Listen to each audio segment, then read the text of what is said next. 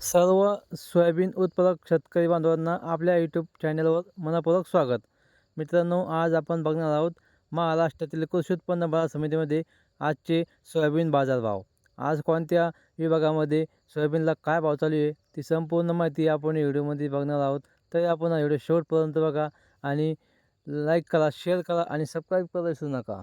चला तर मग जाणून घ्या आपल्या हातातली पहिली बाजार समिती. ही बाजार समिती आहे कोपरगाव. लोकल सोयाबीन आवक होती 560 क्विंटल. किमान दर मिळाला 3,560 रुपये.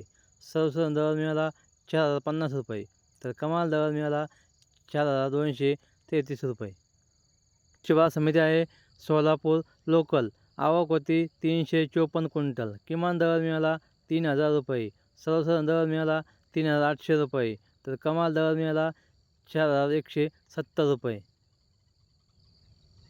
बाजार समिती आहे राहता. आवक होती 106 क्विंटल. किमान दर मिळाला 3,500 रुपये. सर्वसाधारण दर मिळाला 3,850 रुपये.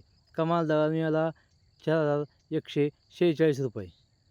बाजार समिती आहे राहुरी वांबोरी.